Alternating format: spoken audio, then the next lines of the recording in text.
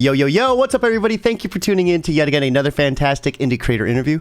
It's your Cape Crusader Code, and we're keeping it geekly with our returning guest, Paula Richey. We're here to break down Penance Teen Heroes Unleashed, Book 1, and everything in between. Paula, welcome back. I mean, we were talking backstage. It's almost been 300 interviews since you last been on. You know, how's everything been? Like, last we were talking about, I think, was Soulbound. So what's happened since then? Every sort of insanity and roadblock and Murphy's Law, popping up everywhere. Oh, But no. I am powering through. Every time something comes up, you just got to crawl over it and keep moving. So I am still doing Soulbound. So, bits and pieces of my support system that I had in place have kind of drifted on. But I am still here. I remain. Stay strong. So I got out my first 2 issues of Soulbound, and I'm working on Soulbound issue 3, Oaths. And this is the last one that my artist, Mia Pierce, penciled and inked for me. And I think I'm going to be the one doing the art from now on. And also, I had been printing through Alterna Comics, their printer partnership program, but they've discontinued that, so I'm not sure how I'm going to get this printed, but at the very least, I can still release it digitally. Yeah. And I'm looking into a few different printers. And, I might have to go with the shiny paper rather than the newsprint. I really like the classic newsprint, but if shiny paper is more available, then I might touch up the colors and go for a slightly new look from here on out. Mm-hmm. So as the writer and the colorist of issues 1 and 2, I mean, how does it feel to potentially be the artist as well, the pencil, the inker for issue 3? Oh, absolutely overwhelming, but we just push it off onto future Paula. She never minds. Or at least she can't come back and get me. So has art always been something that you were interested in and you kind of just did the colorist route, or is this something that new that you're learning and, kind of taking on at the same time? Well, I've always been interested in doing my own art. I've always been an artist, ever since kindergarten. And, so I was trying to learn how to draw comics, and I even took a course in it, and I didn't feel like I had a good grasp. And then at the time that I was ready to actually get Soulbound made, I came across Mia in a group of comic creators, and I hired her to do it, and she was actually such a natural, and her lines just flowed and had this lively, liquidy quality to them. And she would send me sketches and, ask, what do you think of doing it this way? What do you think of doing it this way? And test thumbnails and everything. And just communicating back and forth with Mia, I learned so much that I hadn't even touched on in the course that I'd taken. Mm-hmm. So just getting in there and working with her to create the sequential art just taught me so much over the past few years. I don't feel 100% confident that I can take her place. I don't think anybody can, honestly. Mia was fantastic. But I can give it my best shot, and I'm only getting better. Yeah. Do you think you're going to plan your approach a little bit differently? Like, knowing that you're the writer and the colorist, like maybe like do panels differently than you normally would have with a different artist? I might try to have a little more mercy, yes. Hey, sometimes it's nice to take it a little easier on yourself, right? Yeah, so maybe we'll dial back a little bit on the backgrounds occasionally. And well, at least I know exactly what it looks like in my head. I'm just going to have to deal with it if I can't make it look like that. So, what came first? Was it Soulbound or Penance? Penance, honestly. When I was about 14 years old, I started kicking around an idea for a superhero type girl, and um, with superpowers because I was watching a lot of animated X-Men, and Great I show, really by the liked way. Rogue. Um, I just really loved Rogue. I felt like I saw myself, which is really odd because other than the accent, we don't have that much in Oh common. yeah, I was gonna say she always had that famous accent. But yeah, I was always excited to see an episode that heavily featured Rogue. And then I started, kicking around my own ideas and, taking my favorite bits and pieces of different characters. And at some point, they just sort of morphed together into a completely different person. Like Penance isn't just a character that I put together pulling different pieces of different other people's characters. She's her own person with her own personality, and it was like I could follow where her life went. Like she was for real, somebody standing in front of me telling me what was going on. That's so awesome, though, that it's been a series you've been working on since the age of 14. How many books are out currently right now within the Penance series? Currently, there's just the one because of you know the big disaster. Mm-hmm. So I had released. I had gotten a publisher for Penance, Teen Heroes Unleashed Book One. They were this was with Silver Empire Press, and they were pulling together like this superhero universe, like a novel verse, where each Mm-hmm. author just had free reign for their own series. They just all take place in this one universe. Oh, that's so cool. Yeah, it's it was really a fantastic um, concept, and I at the time I had a character, but I didn't know where she lived, Mm-hmm. and it's like it all came together. She lived in the Heroes Unleashed universe, and she would. Uh, she lived in this universe where other heroes existed, um, where this type of underworld existed Mm-hmm. as well. And you get your cameos from other characters in other series, but really you're doing your own thing in your own tone, in your own style, and there's only like minor overlaps. I don't think I've ever really heard of something like that happening within books. I mean, within comics, yes, but like within actual books where it's each a different like writer doing their Hmm. own thing, like that is such a cool concept.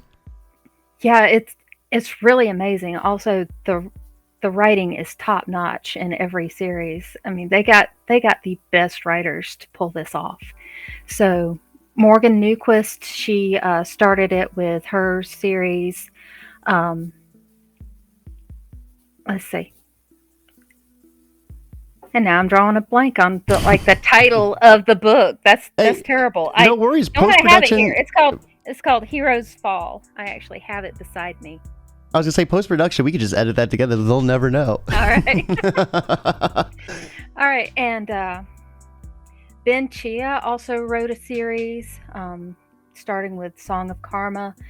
J.D. Cowan, um, he also wrote a series, or at least everybody was getting started, like a really good, solid start on a series.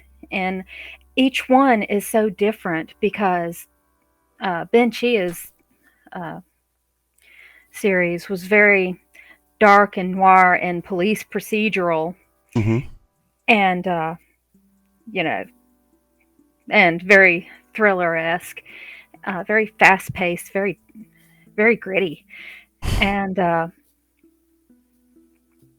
then J.D. Cowan's was um, anyway. So there's a lot of like different aspects of characters and genres, but it's all superhero and it's all in the same universe. So do any of those characters tie into this book one? Yes, some of Morgan's characters from Heroes Fall have That's really like cool, though. cameos in Penance, and also Penn is featured in like a paragraph or two in Heroes Fall as well. Oh, Like that's so awesome. she's one of the kids in Hangman's house when this shelter for superhero kids is destroyed at the Hmm. time. So she's one of the kids that had been staying there.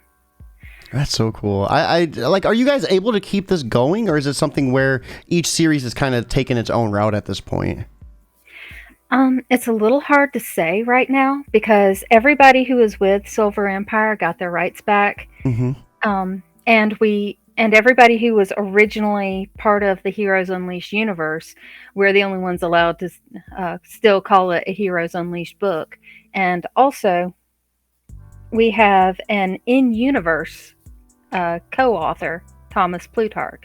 So if you search on Amazon for all of Thomas Plutarch's books, you should get all of the Heroes Unleashed books that are still in print or that have come back. But right now, everything's a little scattered. I don't know when they're all going to return, but, Hmm. like King Arthur, maybe they will. So, how did it feel playing with another writer's character? Was that like a fresh experience for you? Were you kind of nervous about doing that character justice? Like, what goes into that? Yeah, there's a lot of back and forth, like asking, is this the right tone for what they would say, and is this a good spot for them to appear? And then Morgan was also helping to edit Penance, so she would write back with there's a spot right here in this scene where you kind of needed somebody, and I know the perfect person to show up. Like we know who's in the area at the time. Hmm.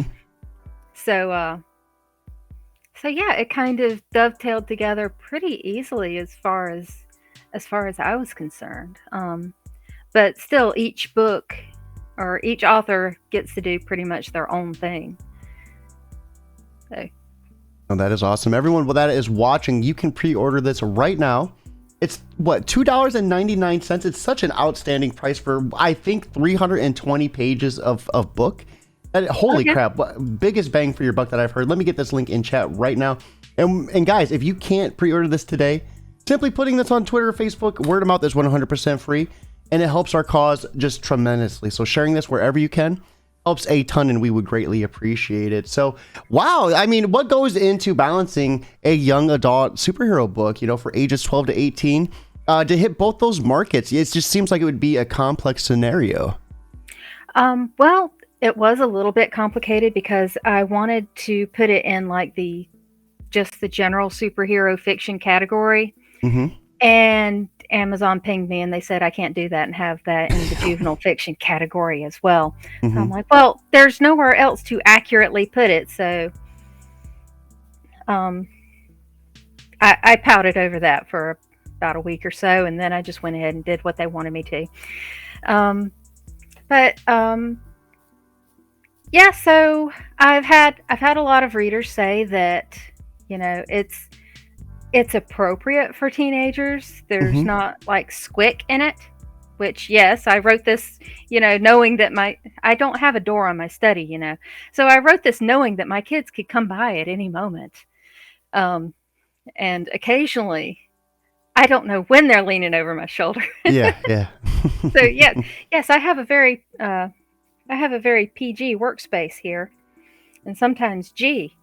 So, um, so I wanted to write in the young adult workspace because when I was growing up, this is what I wanted to read, and I Hmm. never quite could read it. There was either like stuff that was way too adult or way too childish, and there wasn't anything like in between um, that I really felt satisfied with. Um, Oh, and we haven't even touched on the big new feature of the re-release though. Since I'm doing this on my own, Hmm. there is nothing to hold me back from overloading myself with work and doing all kinds of weird stuff. Um, so this new edition is mostly the same as the first edition that came out from Silver Empire Press. Some more edits added. I found and killed some typos, but mostly. This is my cover art featured, and I've illustrated, there's an illustration in every chapter, at least one. That you And, did. and That you did. yes, Oh, that's so cool. That's awesome. Yeah, so I feel like it was me warming up for the Hmm. eventual graphic novel. So Ooh. I have such a strong impression of what some of the scenes look like, and now y'all can see them too. So a graphic novel might be in the works for Penance? Oh yeah, as long as I just keep loading up future Paula with work, she can't complain. I was gonna say pretty soon, balancing Soulbound and Penance, like you're gonna be unstoppable. Oh, there. Oh, that's not even all. Um, so yeah, I was working uh, over the past couple years. I've been working with Jeremy Lott over some children's books that he'd written, and so I've illustrated two of them. And they're going to be releasing the first one sometime this month. It's going to be Growly Locks and the Three Humans. Oh, I love that. I love that so much. Is that like a bear like take on things or? Oh yeah, yeah. So it's it's full color illustrations, very painterly style. I really had so much fun painting this book Hmm. and also the next book, but we'll stick to the first one for now. So yeah, you'll notice it if you. I'll probably post a few links on my social media too when they get it launched, but you'll notice it um, by the picture of the bear with the gigantic hind end eyeing this chair that she has been invited to sit in. Like this isn't gonna work. So yeah, that was one of my earliest concepts for the book when I read the script for it, and I just thought it was hilarious, and so did Jeremy. So is this what kind of like led you? You were saying to try to be the artist for Soulbound issue 3 then? Well, I mean, yeah, I did not think that I could stick with such a big project for long enough to, illustrate some, 30 or so pages of Hmm. a comic. But then after doing two children's books, like back to back, and also illustrating, 30 images for Penance, which were smaller images, but still I wanted to make each one, you know, actual art and not just, throw something together for each one.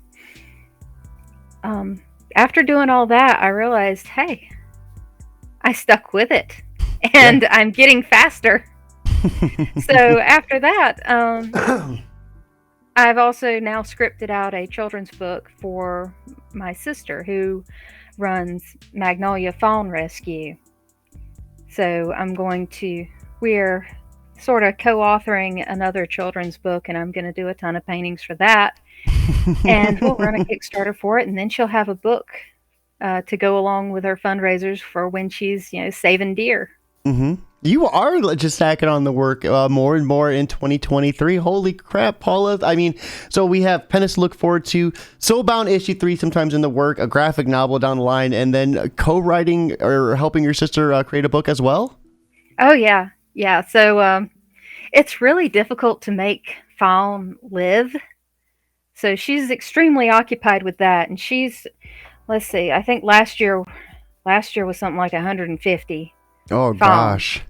Yeah, and it's nearly Fawn season. It is Hmm. almost upon us, and so I feel like this almost ominous dread coming up every time I see her post on Facebook. Like, oh no, here comes the flood. Here comes the fun. Like, yeah, I mean, she's she goes all over the upstate, you know, picking up deer and somehow making them live, and it's Hmm. just really difficult. We Um, had it's a fawn nursery. They don't do quite that much though. I think maybe they do at most under 10, probably under 5. But it's yeah, always that's about how she started, yeah, and and then it grew. their whole entire yard is just like fenced off, like all Hmm. over. You like because you don't realize how high these guys can jump, Oh and yeah, it's just so interesting to kind of just see them like just chilling, right? Like they start getting used to human interactions and everything. yeah. So she has to be very careful to make sure that they end up wild and can be released. Hmm. So she's the only one allowed to go near them most of the time, but there's still like so many that she needs help, just maintaining everything. Mm-hmm.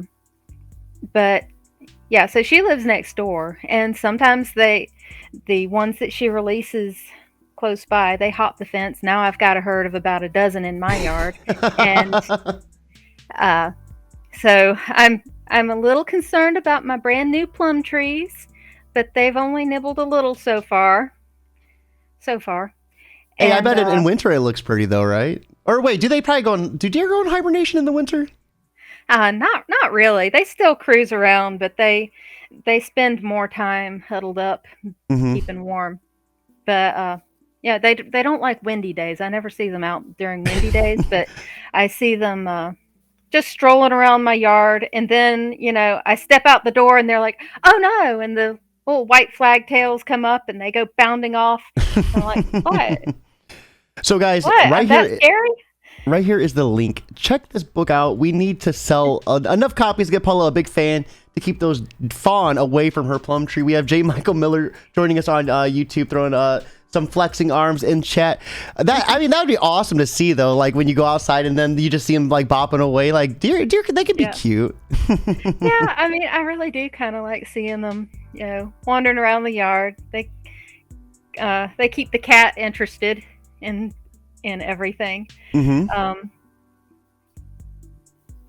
Oh, that's and awesome. Fortunately, I'm not much of a gardener, so I don't feel too bad if they wander around and they do the weed eating for me. It's fine.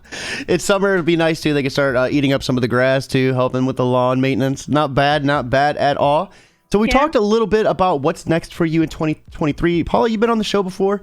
You know the drill. I always love asking for a little bit of advice. So for anyone looking to get started writing a novel, I mean, 320 pages seems like a decent amount of work. What would be your best suggestion for them to kind of get started? Like, is there maybe a short story, or what type of route should they try to gear towards just to get in the routine of becoming a writer?